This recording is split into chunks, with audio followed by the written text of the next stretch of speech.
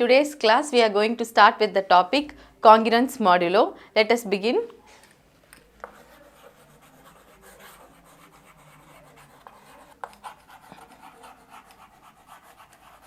Congruence modulo is defined as two integers a and b are said to be congruence modulo n if their difference is multiple of n. That is, two integers a and b are said to be congruence modulo n if their difference is a multiple of n. That means a minus b equals to kn for some integer k.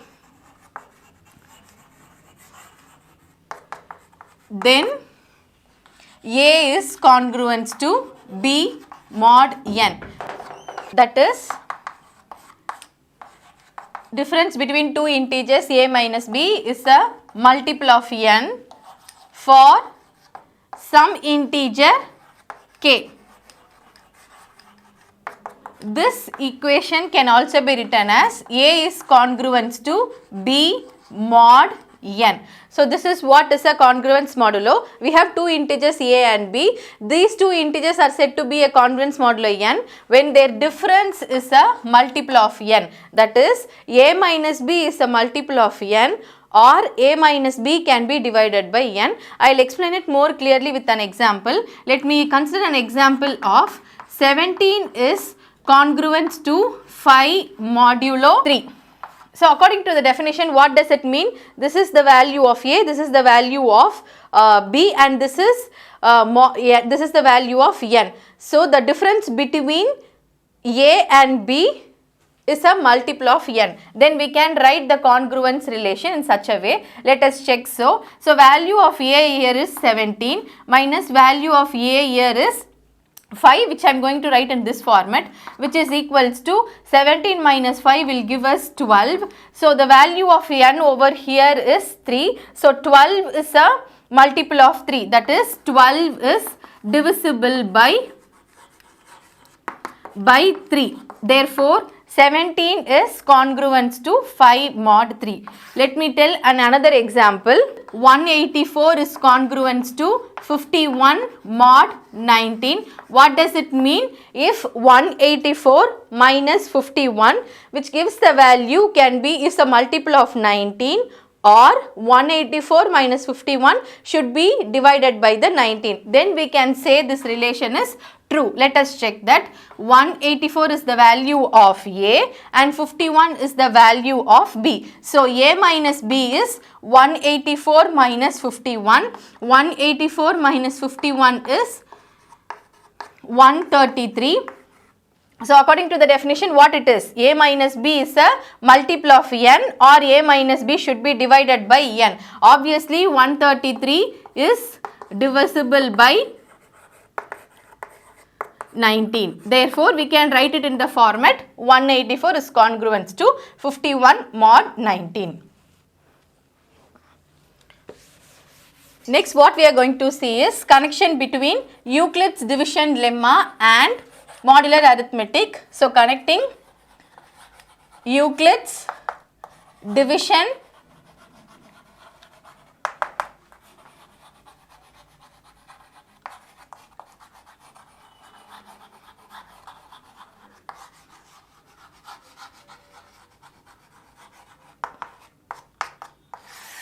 So first let me write the Euclid's division lemma. We all know that what is a Euclid's division lemma. Let m and n be integers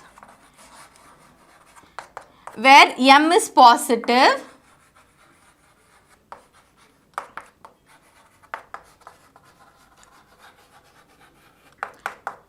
then by Euclid's lemma we can write then by Euclid's division lemma, we can write, so what is Euclid's division lemma? N is equals to mq plus r. So n is nothing but the dividend,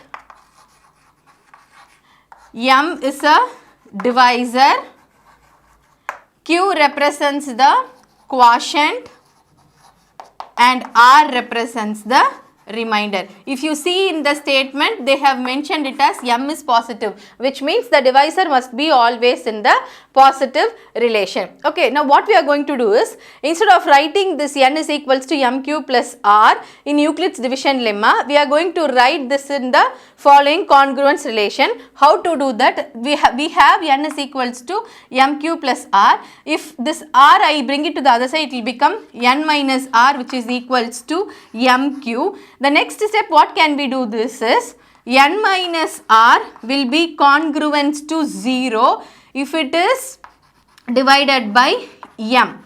Okay, so n minus r is congruence to 0 mod m. Then we have 0 over here. So if I take this minus r to the other side, it will become plus r. Therefore, n is congruence to r mod m. This is how we rewritten the Euclid's division lemma in a modular arithmetic form. So where in this n is nothing but a dividend, r is a remainder and m is a divisor.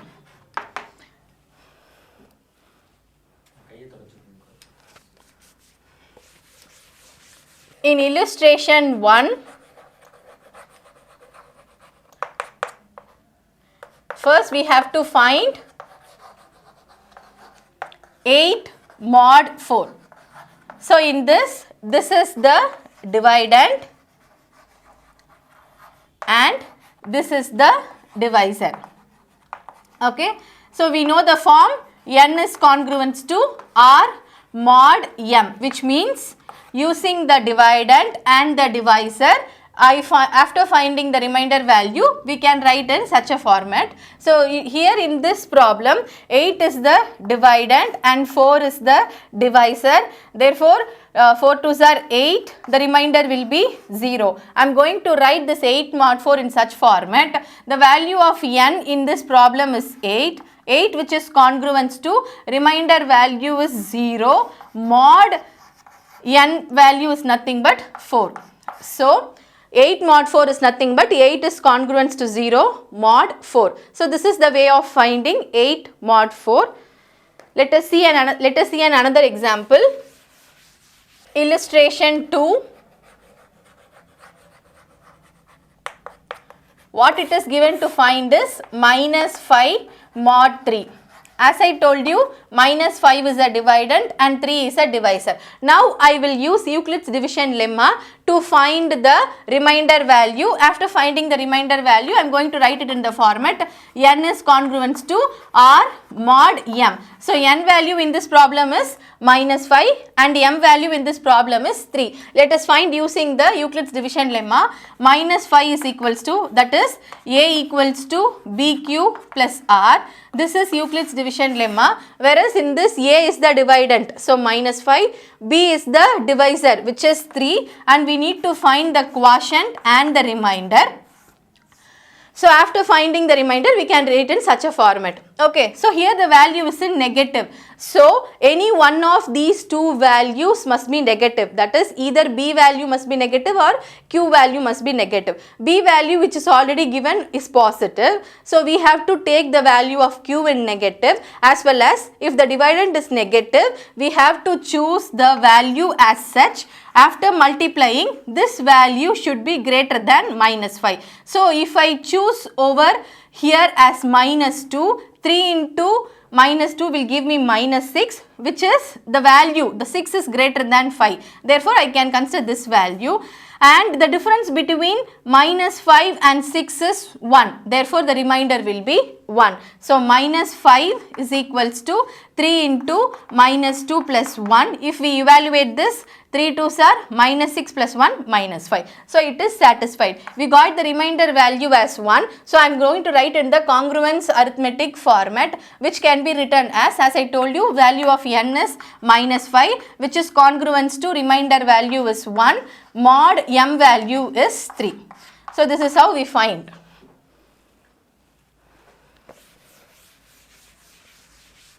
Next is theorem 5. Let us see what the statement is given. If a, b, c, d are integers, we are given with 4 integers and m is a positive integer.